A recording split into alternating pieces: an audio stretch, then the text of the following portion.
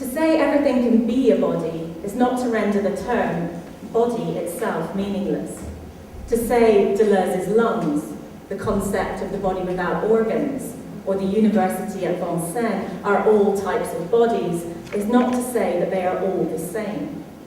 Ontologically speaking, an idea is a body in the single and same sense as my body is a body.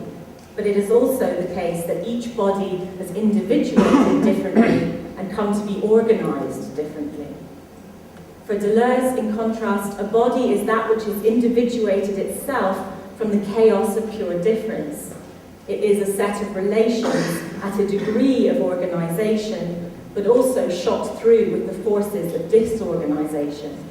A body is a relatively open and relatively closed instance of organization in a field of forces. Next. As Anna Cutler and Ian Mackenzie have recently discussed, this expanded definition of the body allows us to consider not only knowledge of the body, but knowledge as a body, or in other words, a body of knowledge, such as knowing how to swim. Conventionally, they suggest the physical bodies of the swimmer and the water are understood as qualitatively different from the ideational body of knowing how to swim.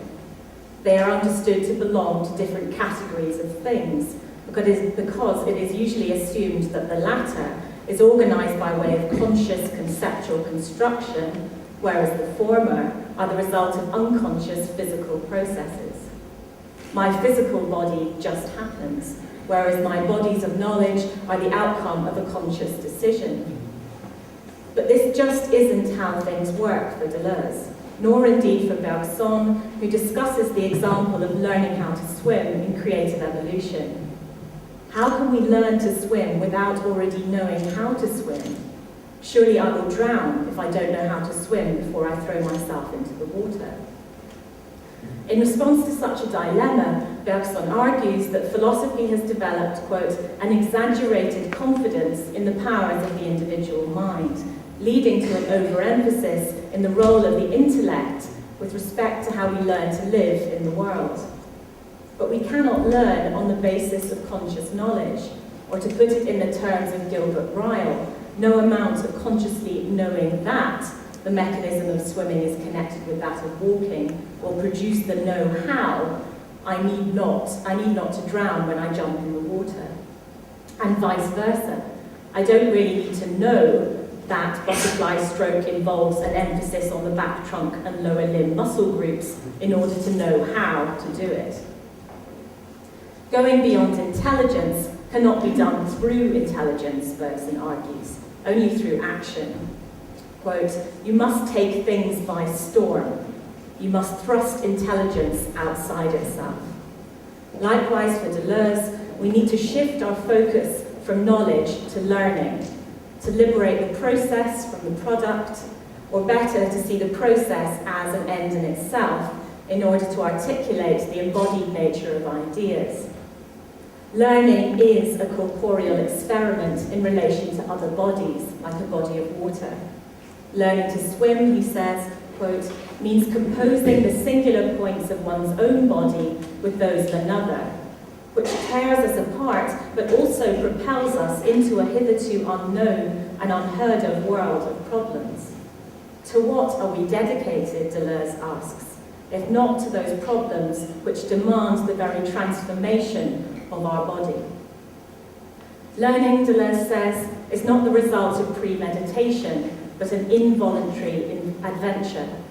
It always takes place in and through the unconscious, he says. And again, quote, we never know in advance how someone will learn, what encounters make them a philosopher.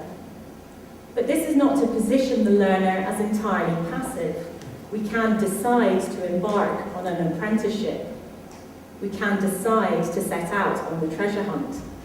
Indeed, we might suggest that performance is one way to stage the involuntary adventure that is the process of embodied learning, a site in which bodies unlearn old habits and learn new ones, including unlearning the old Cartesian thinking habits which doubtless die hard. Next. Secondly, whereas Descartes claims that we can know the nature of the body as that which thinking being is not, Deleuze and Guattari ventriloquize Spinoza. We know nothing about a body until we know what it can do. In other words, what its affects are, how they can or cannot enter into composition with other affects, with the affects of another body, either to destroy that body or to be destroyed by it, either to exchange actions and passions with it or to join with it in composing a more powerful body. That is, Deleuze and Guattari define a body dynamically in terms of the sum total of intensive affects it is capable of at a given power or degree of potential, as well as by its speeds or in terms of its relations of movement and rest. The body is not merely a vehicle for the passage of immaterial thought, nor the creaturely aspect of a more vital process of creation going on elsewhere. Rather, it is perpetually self-differing, self-creating, an assemblage of processes affecting and being affected by other bodies it encounters. And given that for Deleuze, thought just is creation, we can also say that this affected body is doing its own kind of thinking alongside the traditional notion of thinking as something that only rational human minds do. Next, please. Thirdly, Deleuze and Guattari conceive bodies in terms of the processes of organisation and disorganisation, and famously in terms of what they call the body without organs, an image first created by Antonin Artaud. In his 1947 radio play, To Have Done with the Judgment of God, Artaud suggests that man thinks as he is made. As Catherine Dale describes, Artaud, quote, throws both mind and body into consternation, accusing man of thinking along the organised lines of the organism, that is, of thinking in the same way as he is constructed, and vice versa. Likewise, Deleuze and Guattari argue that bodies are, at their most fundamental ontological level, processes of disorganisation, chaotic matter, which is only secondarily subjected to processes of organisation, and particularly to those processes that order matter in the form of the organism. You will be organised. You will be an organism. You will articulate your body. Otherwise, you're just depraved, they say.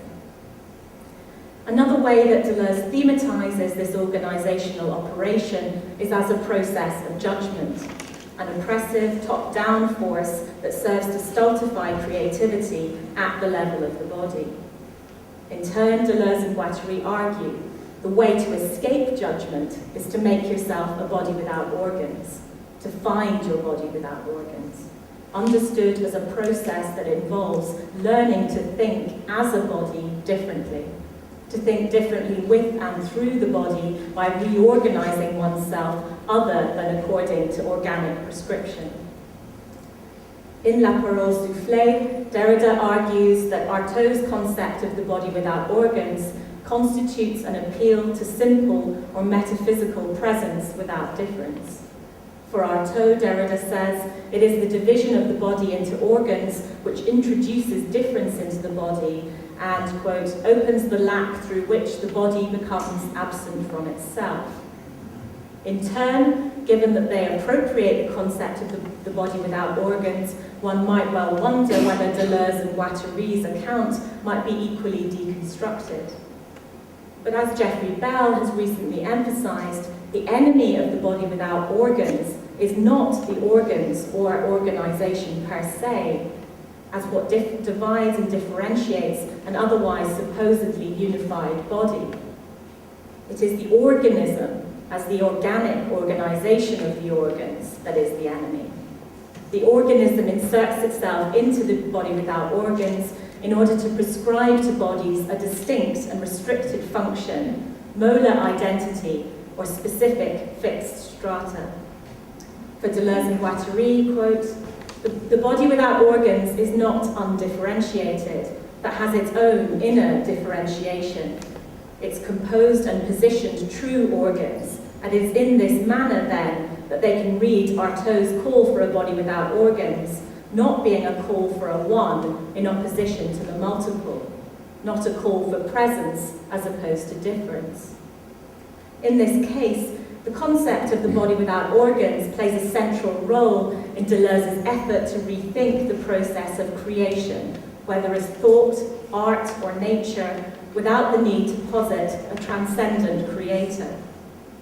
Conjoining Artaud with Spinoza, the body without organs constitutes a refusal of any distinction between worldly products and a transcendent producer, between organizing mind and organized matter, in favor of a univocal notion of being as a processuality immanent in whatever manifests it. To make yourself a body without organs, then, is to both to find and to construct that immanent processuality as it is manifested in the processes of thinking, living, philosophizing, performing. Next. Fourthly and finally, Deleuze conceives the body as defined by the power to think the unthought. Give me a body then. This is the formula of philosophical reversal. The body is no longer the obstacle that separates thought from itself, that which it has to overcome to reach thinking. It is, on the contrary, that which it plunges into, or must plunge into, in order to reach the unthought that is life. Not that the body thinks, but obstinate and stubborn, it forces us to think, and forces us to think what is concealed from thought, life. Life will no longer be made to appear before the categories of thought. Thought will be thrown into the categories of life. The categories of life are precisely the attitudes of the body, its postures. We do not even know what a body can do, in its sleep, in its drunkenness, in its efforts and resistances.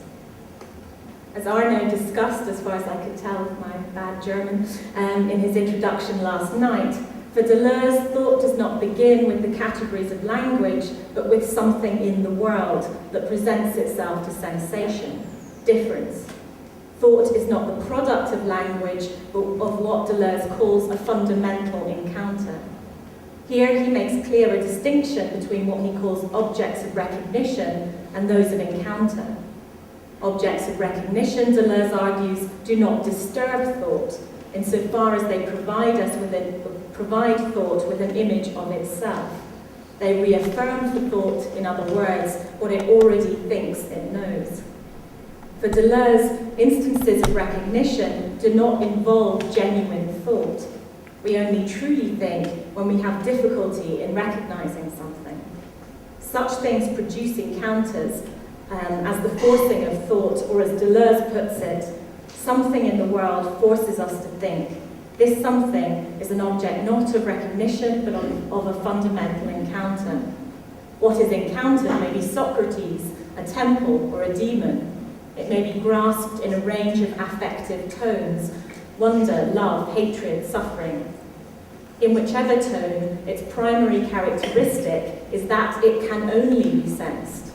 In this sense, it is opposed to recognition. The object of encounter, then, presents itself to affect or to sensation alone, rather than to conscious thought or recognition. Indeed, the encounter defies consciousness, Ronald Bogue suggests, recognition or representation. Conceived in terms of its power to be affected, Deleuze also argues that the body can think in ways from which consciousness would do well to learn. Next.